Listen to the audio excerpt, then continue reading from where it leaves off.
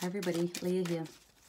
I was going to do your Doreen Virtue Romance Angel card reading at the end of my weekly card reading, but my phone played up and it's never done that before, so for whatever reason I think this has to be a separate card reading, so we're doing it now. So today is the 8th of Feb 2019. The topic of the month for my free healing emails is Loving Yourself First.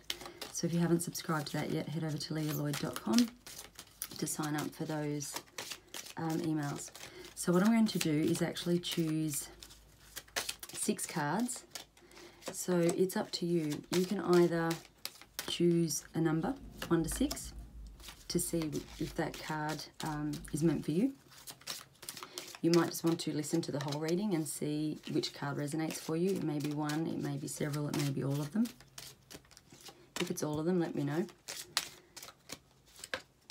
And then the bottom of the deck will just give me an overall theme for the week. But we have Valentine's Day at the end of this week, so I thought it would be a nice time to bring out these cards.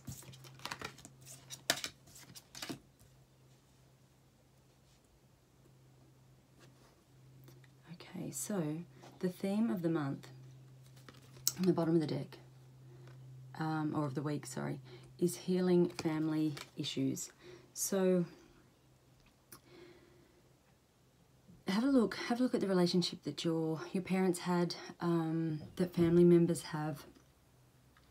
Are they relationships that you like? Are they relationships that you want to copy?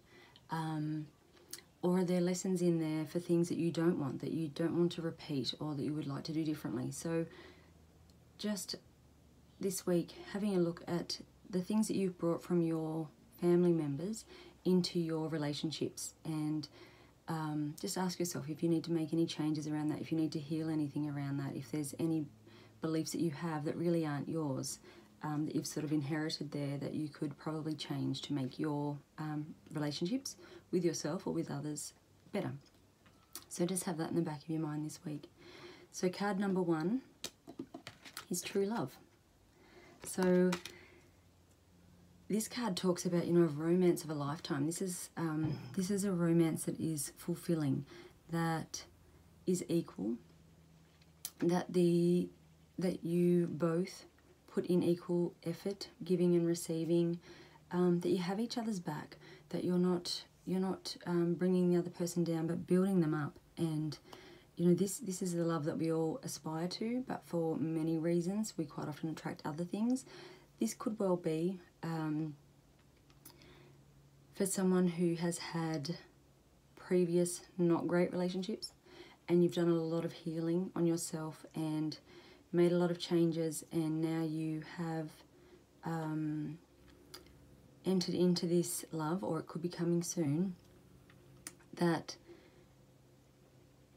is a result of all of those things that you've learnt and changed. So so you may be in this relationship already, or it may still be coming, but it's looking good for this week. So keep an eye out on new people you meet this week that you just connect with straight away. Card number 2 is forgiving and learning. So this card tells you that as you release and heal the past, you experience more love in your present moment. So again, it could relate back to this healing family issues, but it could just be previous relationships that you need to work on and change. It might be that you've had a relationship that was abusive emotionally or physically, and that you're scared to love again or to go there again because of that experience. So this is telling you to heal that in whatever form you need to. Get help if you need to do that. And so you can kind of let that go, so you can move on and have a happier life and enjoy your current relationship or the relationship that's coming without sort of putting those old beliefs and feelings onto it. Card number 3 is make the effort. So it's saying that great love is worth taking the steps that you were guided to take. So this could be twofold. If you were in a relationship already, it might be that you've kind of life just goes on every day, and it might be that you're sort of getting to that point where you're taking each other for granted a little bit. So this card's just a reminder to perhaps put in some effort, do something nice, you know, surprise your loved one with flowers, or, you know, with a night out, or just something that you've kind of lost in the everyday of life. So just to show them that you know that they're worth that effort, and you appreciate your relationship, and that you want to make it great. This may be also a relationship that is perhaps struggling along a little bit, that you kind of at that point where you're like, you know, do I stay, do I go, do I keep trying, is this pointless? So this is telling you to put in that effort, have another go, really try hard to make it work, let go of any of those old things that you need to heal that might be affecting how you react or respond to things, and have another go. And, you know, if it doesn't work, well, at least you know you gave it everything you've got, and you tried your hardest, and if it's meant to be, it will be. So if in the end you've given it all you've got and it hasn't worked, then it wasn't meant to happen. Card number 4 is telling us very soon. So this will be for someone who is asking for something.